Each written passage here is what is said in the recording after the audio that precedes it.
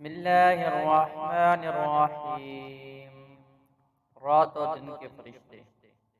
رسول اللہ صلی اللہ علیہ وسلم نے فرمایا، تمہارے پاس رات اور دن کے فرشتے یک کے بعد دیگر آتے ہیں، اور عصر اور فجر کی نمازوں میں دونوں وقت کے فرشتے اکٹھے ہوتے ہیں۔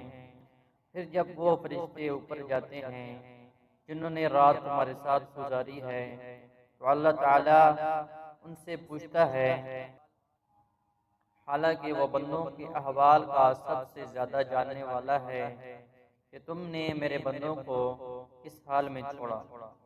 وہ جواب دیتے ہیں کہ ہم نے انہیں اس حال میں چھوڑا کہ وہ نماز پڑھ رہے تھے، اور جب ہم ان کے پاس گئے جب بھی وہ نماز پڑھ رہے تھے۔